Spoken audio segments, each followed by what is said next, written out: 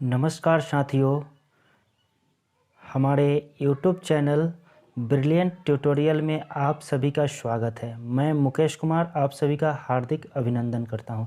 साथियों, मैं आज आप लोगों के लिए एक नया वीडियो लेकर के आया हूं, जिसमें आप लोगों को प्रधान शिक्षक के पाठ्यक्रम के बारे में संपूर्ण चर्चा हम लोग करेंगे। तो चलिए हम लोग देखते हैं कि प्रधान शिक्षक के लिए हम लोग को क्या क्या पढ़ना होगा और कहाँ से प्रश्न पूछे जाएंगे। तो प्रधान शिक्षक के लिए दो भाग हैं, जिसमें पहला भाग है आपका 75 नंबर का पूछा जाएगा, जो समान अध्ययन विषय से होगा। 75 नंबर का, और जो है 75 नंबर जो पूछे जाएंगे वो पूछे जाएंगे DL सेक्शन से। DL सेक्शन से आप लोग को पूछे जाएंगे 75 क्वेश्चन। तो चलिए हम लोग पहले देख लेते हैं कि 75 क्वेश्चन जो पूछे जाएंगे, जो समान अध्ययन से होंगे, वे कौन कौन से होंगे। तो चलिए देखते हैं।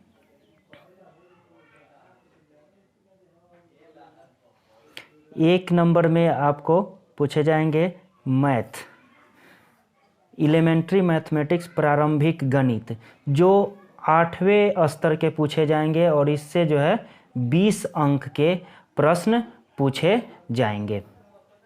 उसके बाद दूसरे नंबर पर आपको पूछे जाएंगे विज्ञान से, सामान्य विज्ञान, जो ये भी 8वें स्तर के होंगे, और इससे 15 प्रश्न पूछे जाएंगे। इसके बाद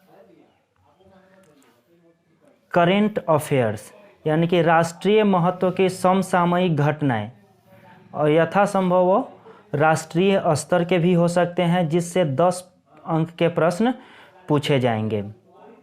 उसके बाद आपको पूछे जाएंगे Indian national movement and part played by Bihar in it, मतलब भारतीय राष्ट्रीय आंदोलन तथा इसमें बिहार के योगदान 1857, 10 अंक के प्रश्न रहेंगे।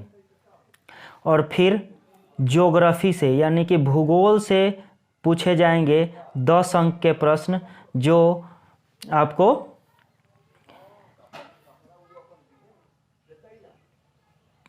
दसवें स्तर के रहेंगे, जो 10वें स्तर से पूछे जाएंगे।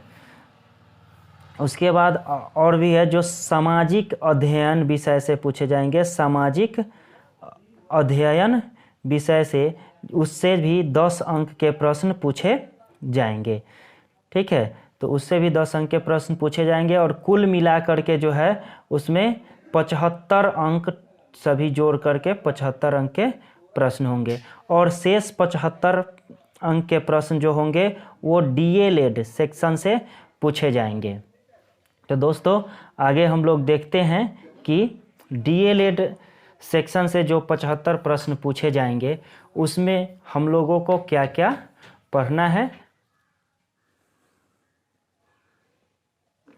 DL सेक्शन से जो प्रश्न पूछे जाएंगे, उसमें 8 यूनिट से हम लोग को प्रश्न पूछे जाएंगे। तो चलिए देखते हैं 8 यूनिट में कौन कौन से यूनिट से और कौन कौन से टॉपिक से प्रश्न आएंगे। तो यूनिट 1, इकाई 1 में हम लोग देखते हैं कि बच्चों के बचपन, सामाजिक, सांस्कृतिक एवं ऐतिहासिक समझ। बच्चों के बचपन के बारे में सामाजिक, सांस्कृतिक और ऐतिहासिक समझ के बारे में प्रश्न पूछे जाएंगे। उसके बाद बाल अधिकारों का संदर्भ, अपेक्षित वर्गों से आने वाले बच्चों पर विशेष चर्चा के साथ, यानी कि बाल अधिकार जो हैं, बाल अधिकार जो प्राप्त हैं बालकों को, उसके उपेक्षित वर्गों से आने वाले जो बच्चे हैं उनके बारे में इससे चर्चा किया जाएगा। शिक्षा, विद्यालय और समाज अंतर संबंध, शिक्षा, विद्यालय और समाज के अंतर संबंधों के बारे में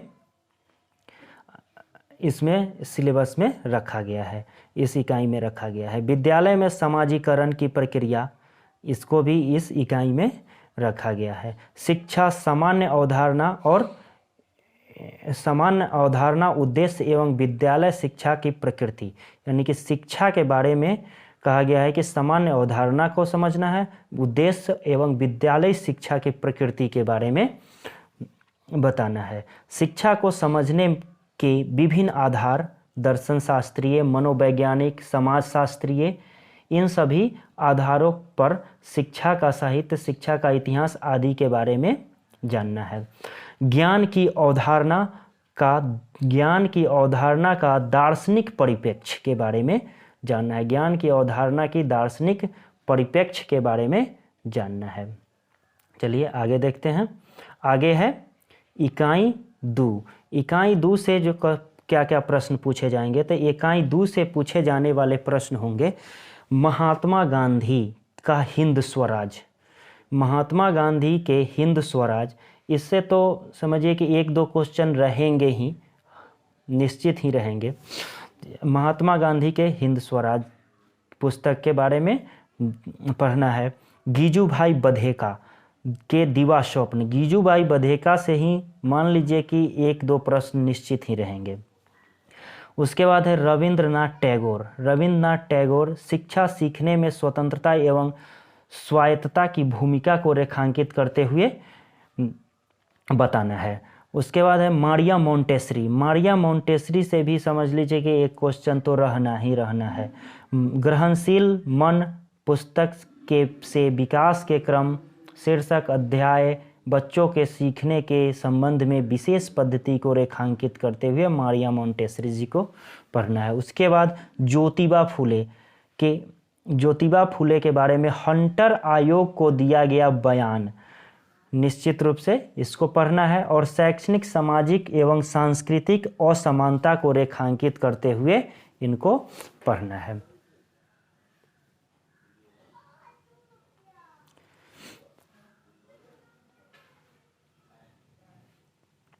इसके बाद डॉक्टर जाकिर हुसैन के शैक्षणिक लेख बाल केंद्रित शिक्षा के महत्व को रेखांकित करते हुए पढ़ना है। उसके बाद जे कृष्णमूर्ति के शिक्षा क्या है, सीखने में संवाद की भूमिका को रेखांकित करते, सीखने में संवाद की भूमिका क्या है और शिक्षा क्या है, इसके बारे में बताना है। जॉन डीबी शिक्षा लोकतंत्र के जीवन की आवश्यकता के रूप में शिक्षा शीर्षक लेख शिक्षा और समाज की अंतःक्रिया को रेखांकित करते हुए जॉन डीबी महोदय को पढ़ना है। चैप्टर नंबर 3 में हम लोग देखते हैं कहाँ से प्रश्न पूछे जाएंगे। तो चैप्टर नंबर 3 में हम लोग को पाठ्यचर्या तथा पाठ्यक्रम, अवधारणा तथा विविध आधार के बारे में पढ़ना है। पाठ्यचर्या के कार्य, शिक्षा की भूमिका, कार्य केंद्रित शिक्षा शास्त्र की समस्या, इसके बारे में पढ़ना है। बचपन को प्रभावित करने वाले मनोसामाजिक कारक के बारे में पढ़ना है। बाल विकास अवधारणा, विकास के विविध आयाम प्रभावित करने वाले कारक के बारे में पढ़ना है। वृद्धि और विकास, अंतर संबंधों की समझ, अध्ययन के तरीकों के बारे में पढ़ना है। बच्चों के शारीरिक एवं मनोगत्यात्मक विकास की समझ, सृजनात्मकता अवधारणा, बच्चों के संदर्भ में विशेष महत्व के बारे में पढ़ना है। खेल से आशय अवधारणा, विशेषता, बच्चों के विकास के संदर्भ में खेल का क्या महत्व है, उसके बारे में जानना है। व्यक्तिगत विकास के विविध आयाम, व्यक्तित्व विकास के विविध आयाम एरिक्सन के सिद्धांत के संदर्भ में पढ़ना है। उसके बाद आगे है बच्चों के भावात्मक संवेगात्मक विकास का पहलू, जॉन डाल्वी का सिद्धांत एवं अन्य विचार। फिर है नैतिक विकास और बच्चे, सही गलत की अवधारणा, जीन पियाजे तथा कोहल वर्ग का सिद्धांत। जीन पियाजे और कोहल वर्ग के सिद्धांत। जीन पियाजे से और कोहल वर्ग से 1 से 2 क्वेश्चन निश्चित रहना ही है। इसके बाद है चैप्टर नंबर 4। चैप्टर नंबर 4 में ई सी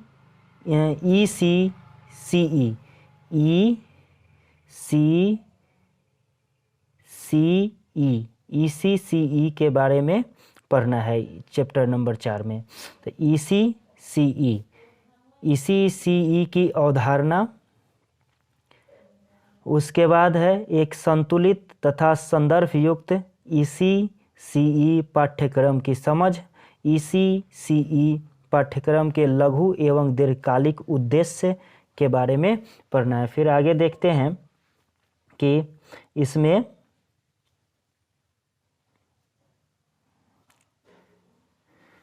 कक्षा में विकासोन्मुख बाल केंद्रित तथा समावेशी वातावरण का निर्माण, इसको जानना है। और प्रारंभिक वर्षों में विकास के विभिन्न आयाम एवं अधिगम।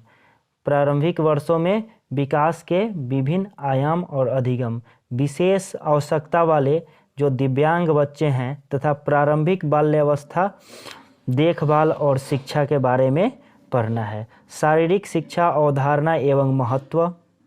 बिहार में प्रारंभिक बाल्यावस्था देखभाल और शिक्षा की वर्तमान स्थिति क्या है बिहार में, उसके बारे में जानना है। और राज्य में प्रारंभिक बाल्यावस्था शिक्षा की चुनौतियां और नवाचार के बारे में जानना है। राज्य के विद्यालय की तैयारी में संस्थाओं की अकादमिक और सामाजिक अपेक्षा क्या है, उसके बारे में जानना है। फिर आगे देखते हैं हम लोग। आगे है चैप्टर नंबर 5। चैप्टर नंबर 5 में चलिए दोस्तों देखते हैं क्या क्या हम लोग को पढ़ना है। तो विद्यालय संस्कृति के संगठनात्मक पहलू। विद्यालय संस्कृति के संगठनात्मक पहलू के बारे में, अवधारणा संरचना एवं घटकों की आलोचनात्मक समझ के बारे में पढ़ना है। शिक्षा के अधिकार। शिक्षा के अधिकार के अंतर्गत विद्यालय व्यवस्था में परिवर्तन, इसके बारे में जानना है। समावेशी शिक्षा। समावेशी शिक्षा भी बहुत इम्पोर्टेंट है, इससे भी प्रश्न रहते ही हैं परीक्षा में। कला सामयिक शिक्षा के माध्यम से विद्यालय प्रवेश एवं कक्षाई शिक्षण में बदलाव के बारे में जानना है। कक्ष शिक्षण की प्रकृति, परंपरागत, बाल केंद्रित, लोकतांत्रिक, सृजनात्मकता इत्यादि। पाठ्य सहगामी व सह शैक्षणिक क्रियाएं। पाठ्य सहगामी एवं सह शैक्षणिक क्रियाएं, महत्व योजना एवं क्रियान्वयन गतिविधि, कला, खेल इत्यादि के बारे में पढ़ना है। उसके बाद है विद्यालय में आकलन और मूल्यांकन की व्यवस्था, सतत और व्यापक मूल्यांकन के बारे में पढ़ना है। शिक्षक वृत्तिक विकास। शिक्षक वृत्तिक विकास, अवधारणा और आवश्यकता और नैतिक विमर्श व सीमाएं, इसके बारे में जानना है। चलिए फिर आगे देखते हैं आगे क्या है। आगे है एक और पढ़ना है इस चैप्टर के अंतर्गत विद्यालय में नेतृत्व व्यवस्था और शिक्षक प्रशासनिक सामूहिक शिक्षण शास्त्रीय परिवर्तनकारी। ये जो है सो पढ़ना है चैप्टर नंबर 5 के अंतर्गत ही। अब आते हैं चैप्टर नंबर 6 में क्या क्या जानना है हमको, उसके बारे में देखते हैं। तो चैप्टर नंबर 6 में हम लोगों को निकटवर्ती जिला स्तरीय संस्थाएं, जिला स्तरीय संस्था के बारे में जानना है। संकुल संसाधन केंद्र CRC, प्रखंड संसाधन केंद्र BRC, शिक्षा जिला शिक्षा प्रशिक्षण संस्थान डाएट, प्रारंभिक शिक्षक शिक्षा महाविद्यालय PTEC, इन सब के बारे में जानना है। उसके बाद राज्य स्तरीय, ये जो हुआ सो जिला स्तरीय संस्था के बारे में जानना है। और राज्य स्तरीय संस्थाएं जो होती है शिक्षा से संबंधित, उसमें राज्य शिक्षा शोध एवं परिषद यानी कि SCERT के बारे में पढ़ना है। उसके बाद बिहार शिक्षा परियोजना परिषद यानी कि BEPC के बारे में पढ़ना है। बिहार विद्यालय परीक्षा बोर्ड BSEB के बारे में जानना है। बिहार संस्कृत शिक्षा बोर्ड यानी कि BSSB के बारे में जानना है, बिहार राज्य मदरसा बोर्ड BSMEB के बारे में जानना है, बिहार मुक्त विद्यालयी शिक्षण एवं परीक्षा बोर्ड BBOSE इसके बारे में पढ़ना है।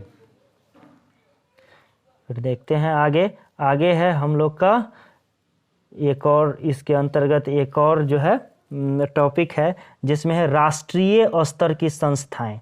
राष्ट्रीय स्तर की संस्थाएं जो है इसके अंतर्गत है, उसमें आता है कि राष्ट्रीय स्तर की संस्थाएं राष्ट्रीय शैक्षणिक अनुसंधान और प्रशिक्षण परिषद जिसको NCERT कहते हैं, और केंद्रीय माध्यमिक बोर्ड यानी कि CBSE और राष्ट्रीय शैक्षणिक योजना एवं प्रसारण संस्थान NIEPA और राष्ट्रीय अध्यापक शिक्षा परिषद यानी कि NCTE, इसको पढ़ना है हम लोग को चैप्टर नंबर 6 के अंतर्गत।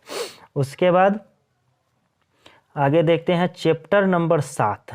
चैप्टर नंबर 7 में हम लोग को क्या पढ़ना है, तो चैप्टर नंबर 7 में हम लोग को जो पढ़ना है वो है भारतीय समाज में समावेशन और अपवर्जन के विभिन्न रूप। भारतीय समाज में समावेशन और अपवर्जन के विभिन्न रूप जैसे हाशिए का समाज, जेंडर, विशेष आवश्यकता वाले बच्चे के बारे में पढ़ना है। कक्षाओं में विविध और असमानता की समझ, पाठ्यचर्यात्मक और शिक्षण शास्त्रीय संदर्भ, समावेश। उसके बाद है समावेशी शिक्षा के लिए आकलन की प्रकृति और प्रक्रिया। उसके बाद है समावेशी शिक्षा में विशेष आवश्यकता वाले बच्चे को संदर्भ, ऐतिहासिक विकास, वर्तमान स्थिति, चुनौतियां और बिहार के संदर्भ। समावेशी शिक्षा में ऐतिहासिक विकास, वर्तमान स्थिति की चुनौतियां और उसके बाद बिहार में उसके संदर्भ क्या हैं उसके बारे में पढ़ना है। उसके बाद है आगे और भी कुछ टॉपिक हैं, उसमें है शिक्षा व्यवस्था व विद्यालय में प्रचलित जेंडर विभेद। विद्यालय में जो है जेंडर विभेद जो होते हैं, बालक बालिकाओं में जो अंतर किया जाता है उसके बारे में भी जानना है। पाठ्यचर्या के बारे में, पाठ्य पुस्तक, कक्षाई प्रक्रियाएं, विद्यार्थी शिक्षक इंटरेक्शन यानी कि विद्यार्थी और शिक्षक के बीच इंटरेक्शन के बारे में पढ़ना है। संवाद के विशेष संदर्भ और जेंडर संवेदनशीलता, समानता में शिक्षा की भूमिका जो है, उसके बाद समता, समानता, सामाजिक न्याय के लिए शिक्षा, अवधारणा, आवश्यकता एवं अवरोध इसमें पढ़ना है। और शिक्षकों की अस्मिता, समकालीन विमर्श, एक आदर्श शिक्षक की संकल्पना, एक आदर्श शिक्षक की संकल्पना के बारे में पढ़ना है। अब आगे देखते हैं, आगे है अंतिम जो है जो यूनिट इकाई जो है 8। इस इकाई 8 में हम लोग को क्या पढ़ना है उसके बारे में देखते हैं। तो इकाई 8 में है राष्ट्रीय पाठ्यचर्या की रूपरेखा, यानी कि राष्ट्रीय पाठ्यचर्या की रूपरेखा 2005 व बिहार पाठ्यचर्या की रूपरेखा 2008। विशेष संदर्भ विज्ञान, पर्यावरण, गणित, भाषा, सामाजिक विज्ञान और शिक्षण शास्त्र की समझ के बारे में, यानी कि NCF 2005 और BCF 2008 के बारे में पढ़ना है। ठीक है। और शिक्षण अधिगम में ऑडियो वीडियो और मल्टीमीडिया साधनों की महत्ता क्या है, ऑडियो वीडियो और मल्टीमीडिया के साधनों की महत्ता क्या है इसके बारे में पढ़ना है। सीखने की योजना एवं विद्यालय के अन्य कार्य के साथ ICT का एकीकरण, ये जो है हम लोग को पढ़ना है। इतना सिलेबस में प्रधान शिक्षा के अंतर्गत सिलेबस में रखा गया है।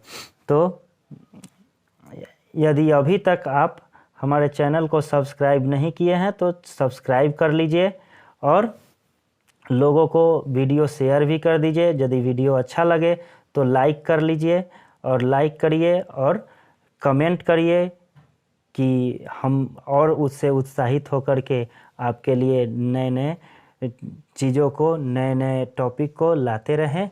तो इसी के साथ मैं आप लोगों से विदा लेता हूँ। धन्यवाद दोस्तों। लाइक शेयर कमेंट करते रहिए और नए वीडियो के लिए चैनल को सब्सक्राइब कर लीजिए।